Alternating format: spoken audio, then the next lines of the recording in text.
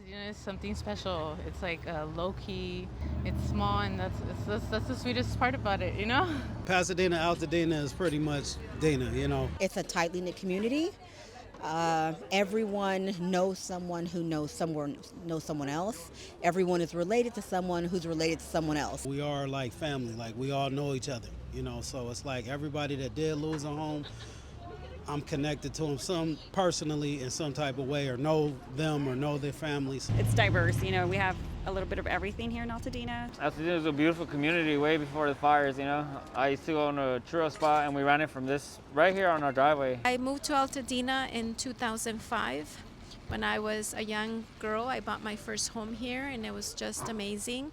I could see right away that the mountains were going to become our best friends. We know these mountains like the back of our hands. Our house was the first house on the block. It was an orchard, and then houses grew up around it. And that's the story of a lot of Altadena. I was brought home from the hospital to El Corto Drive in Altadena, and it was a magical place to grow up. And then when I had a child, I looked at my baby girl in my arms and I said, where do I want to raise this child? And I said, Altadena, California. A lot of the community members knew us. They know who we are, where we live, what we do. The fire changed our whole lifestyle. It's just, I used to be out here every day, sitting from right here, watching everybody drive to and from home, work, wherever they need to go. And it's going to be way different. It's hard to talk about, but it's the reality.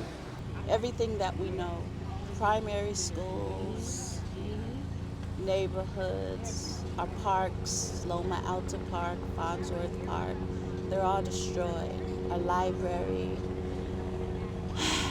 My kids play up at these parks all the time, so it's like they just want to go to the park.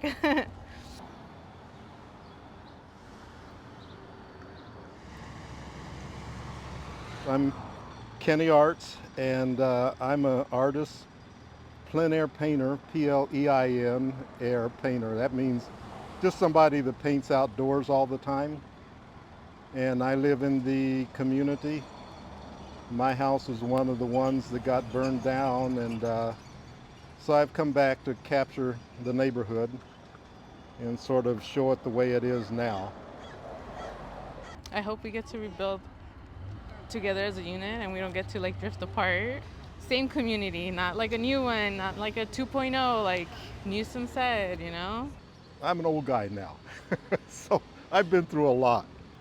But young people are struggling more than a lot of us that have been around and experienced a lot of things like this. I'm hoping that everybody stands their ground on the Altadena not for sale. We're really trying to stick together that community and push that, because we don't want to be bought out by corporations. They're just going to start building condos and stuff. That's what we don't want here. We want this to be a close community like it was before.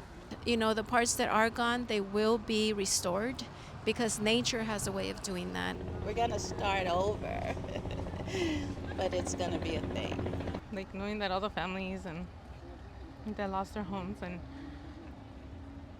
we were fortunate to keep our home, but still it doesn't feel good at the same time. I'm one of the lucky ones that did survive and that I still have a home standing, and my heart goes out to those that cannot stay or are thinking about leaving, maybe for a period of time until they recover what's here, what's been lost. So my hope is that they return and that they're able to really grasp that we're still a community, we still have a lot of sources, beautiful people that want you back. We do have a few friends and neighbors whose houses survived, and the level of guilt that they are feeling is tremendous. We want their houses to have survived. We want them to have a place to live. We want them to be successful. Just because we lost everything and my parents lost everything doesn't mean we have resentment. They are the seeds from which Altadena is going to regrow, and we need those seeds.